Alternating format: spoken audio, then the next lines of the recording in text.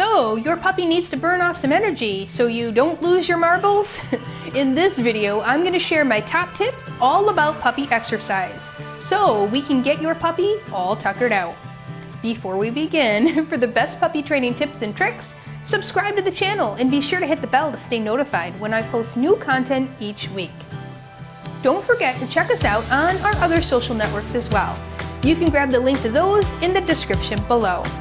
Michelle here with How to Train a Dream Dog and the creator of 30 Days to Puppy Perfection, the online puppy training program where you can train your puppy from the comfort of home.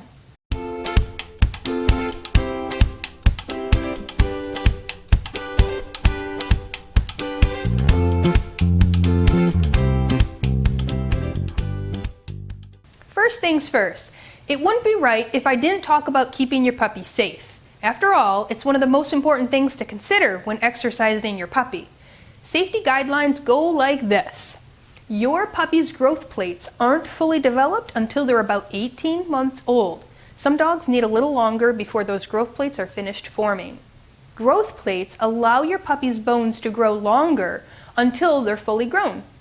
Once your puppy reaches adulthood, those growth plates have become hard and fused to the bone. Before the growth plates are fully formed, they are soft, like cartilage, which is why it's so important not to injure those growth plates before your puppy is fully grown. Damaging growth plates can cause a lifelong problem, or even problems that occur much sooner in an adult dog than they would have had if they didn't injure those growth plates as a puppy. Now, puppies damage these growth plates when they put too much strain on them from jumping off furniture or stairs, running or walking for extended periods of time, or just being an excessively rowdy, rambunctious puppy. Since we need to drain out pent-up energy from our puppies, otherwise they're going to go stir crazy, we're going to be safe about it while having lots of fun. Now, on a side note, before I jump into all the ways to safely exercise your puppy, I want to mention that if you take your puppy for walks, which you should be going on if they're up to date on their vaccinations, the walks should be for about 5 minutes for each month of age. You should be going on these walks at least 2 times per day. So for example, a 3-month-old puppy can go for a 15-minute walk 2 times a day. Now, keep in mind that your puppy should get both mental and physical exercise throughout the day. Mental exercise consists of brain games or training games such as the one found in this video, plus any other commands you want to work on teaching your puppy. Now, if you want more information on other things that you should be teaching your puppy before tricks, make sure you grab the free New Puppy Starter Kit. The link is in the description below this video. I do this silly game with my pups called puppy push-ups as one of the ways to work on commands and exercise their body and brain. And canine enrichment games such as the ones found in this video. You'll want to check out both the brain games and the canine enrichment videos to get some really good ideas of the things you can use around your house to create canine enrichment games. I've also listed some puzzle toys that would be great for your puppy too. The link to these are in the descriptions below. Now, since we're on the topic of safety, don't take your puppy on super long hikes as this puts too much strain on their body. Never ever let your dog race up and down the stairs as a way to get rid of energy. I have seen people post in Facebook groups that they throw the ball up and down the stairs and make their puppy go up and down and then back up again. Oh my goodness, this is incredibly dangerous. When I worked at the vet's office, we saw several injuries from stupid stuff like this.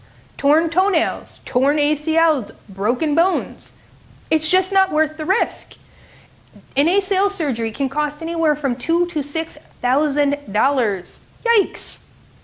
I also want to make sure you don't prematurely turn your canine companion into a running partner. So, if you're an avid runner, you can start running with your puppy after those growth plates are fully developed, which, if you remember, is well over a year.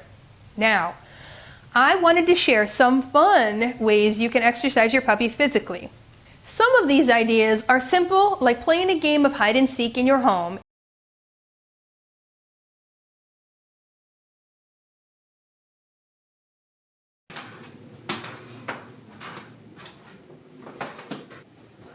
There you are!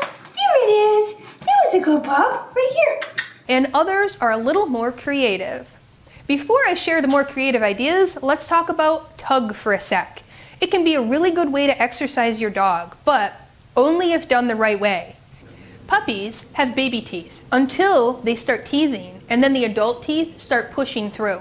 This usually starts around 4 months. This means we cannot play tug too rough with our pup because we do not want them to prematurely lose those baby teeth. We also do not want to injure those growing bones, spine, or neck. This is why we should never whip our puppy around once they've latched onto the tug toy. You can apply gentle resistance, slow swaying movements, and in general, just act like the toy holder. This is also a really good time to work on teaching the drop it cue, some impulse control, and a sit. You see, I turn all play sessions into a way to multitask. I can teach my pup manners, build a strong bond together, and exercise my pup all at the same time. Yes. Down. Yes.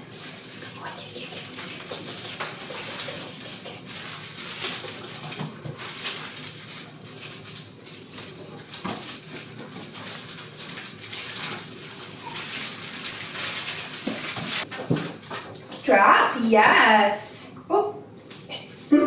Sit. Sit. Yes. Good job. Kitty, kitty, kitty, kitty, kitty. Drop.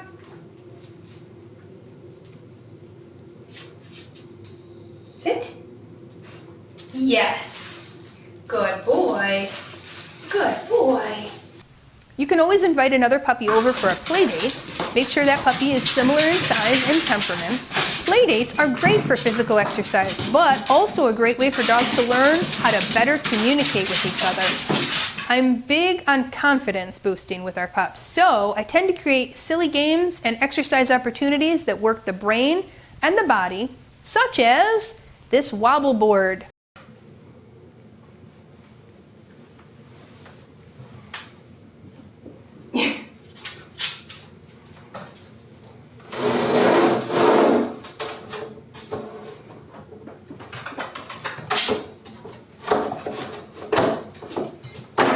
Good.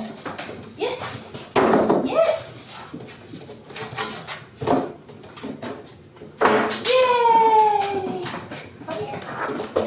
No bite. Yes. Yes. Let me get it. Here.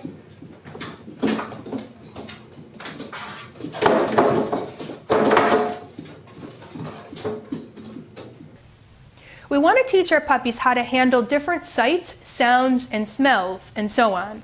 This is one way we work on socialization skills. You can check out this video for more info on the best ways to socialize your puppy. So, this wobble board, as you can see, allows the pup to step on, walk on, around, and build stability and even strength. Remember, when you can tire a puppy out mentally and physically at the same time, it's even better since they will tire out more quickly. I like to work on exercises that help my pup learn more about balance and awareness. So, this cavaletti or ladder can be used to teach pups how to step over each bar. Now, it may look super simple to you, but to your pup, it can look like a fun challenge to overcome. Remember, we're not turning this into a jumping game. Jumping too early can cause lifelong damage. You want to make sure your pup goes through this slow and steady. Moving on to the next exercise, I use something called a flirt pole. This is a pole with a bungee rope attached to one end and a toy attached to the other. For puppies, I make sure to keep the toy low to the ground to avoid jumping. I tend to swing the lure around slowly so I don't make the pup turn too fast as they race around trying to chase it. Fast turns also lead to damaged growth plates. Now, before I share my last tip with you, you're really going to love this one. I want you to be sure to hit that subscribe button so you get notified when next week's episode comes out. Alright, my final fun tip to exercise your puppy: create an obstacle course from items found around the house and lure your dog through it. Chairs make excellent tunnels. A hula hoop makes a great item to hop through. Take the ladder we talked about before and incorporate that into your course. Use a step stool as a low object to climb over. Now, go slow. Have fun. All right, and in the comments below, tell me which one of these activities are you going to try first with your puppy?